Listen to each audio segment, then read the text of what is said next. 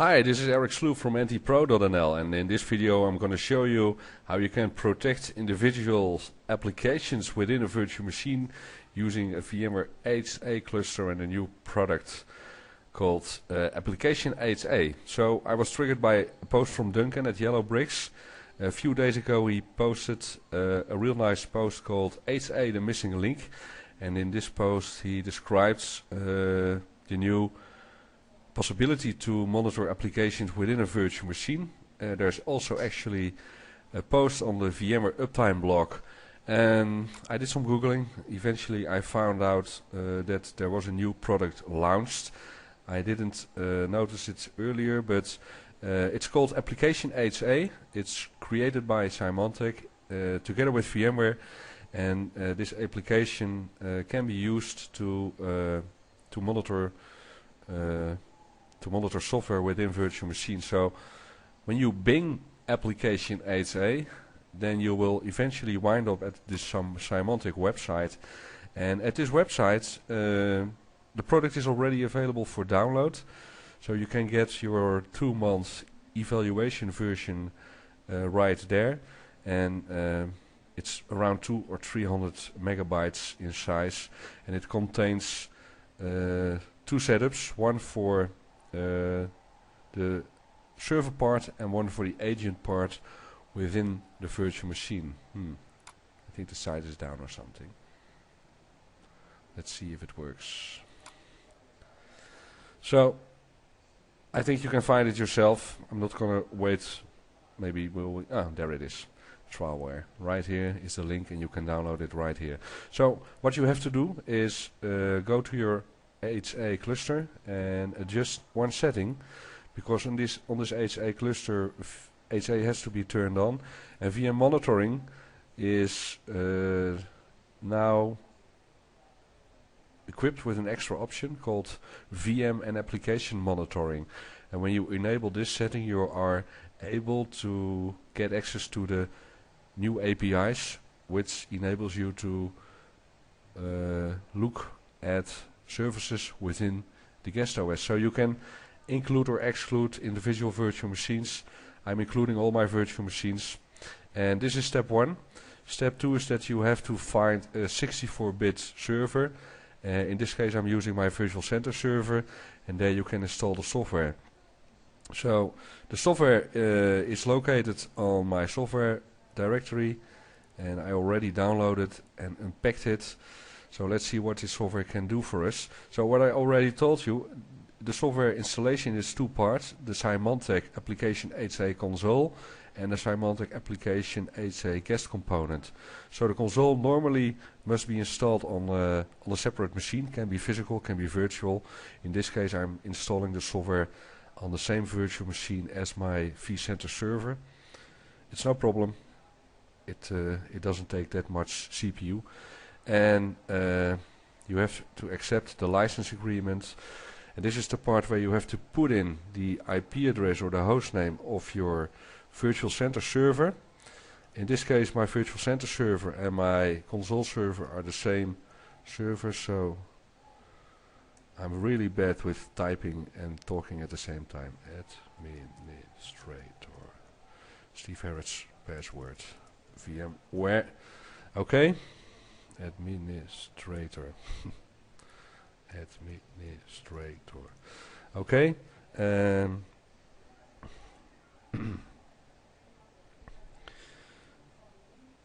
It's looking if the machine is ready for install. There can be several situations. Product already can be installed, and also there is a setting checked on your Virtual Center server in the map to see if the plugin is already installed. So if both are not installed yet and your OS is 64-bit, you can continue this setup, the applicationHA console.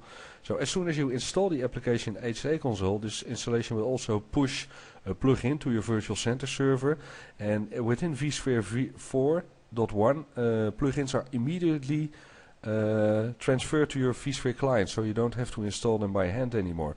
It's really a great mechanism. There's one other thing you have to do. You have to put in the username and password of the guest OS to enable authorization, otherwise you cannot get access to services within the guest OS.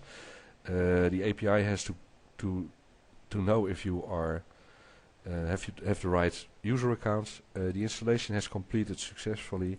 Next.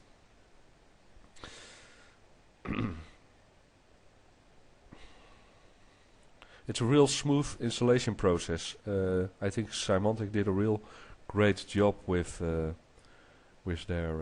software, and they are also. But let's see if it finally will work out and how the integration with the vSphere client looks like. But at this moment there is the connection between the console server and the virtual center server is created, and I think I have to confirm a certificate later on, but I only rehearsed this install once, so I don't know all the steps by head. Let's see what happens.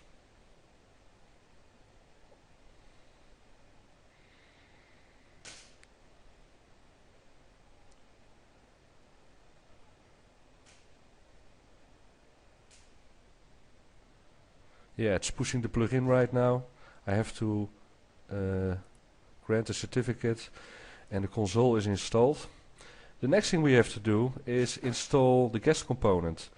When you are installing the guest component, in this case I'm also installing the guest component on the virtual center server because I want to show you how you can secure your VPX daemon.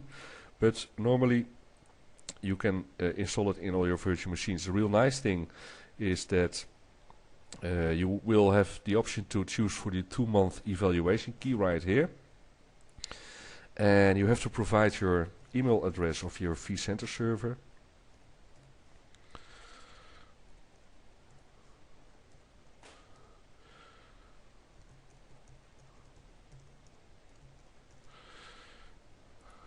And as soon as you have done that, you are able to browse through a list of all your virtual machines available on that virtual center server, and you have the option to select the whole cluster or just an individual virtual machine.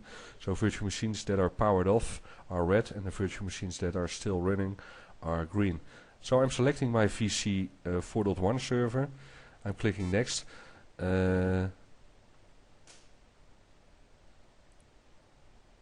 Ready for install. Okay. Next. Next. And the agent is pushed to my virtual center server right now. So when you select a virtual machine in your inventory and you are going to the new applicationHA tab, you will see which applications are actually monitored within this virtual machine.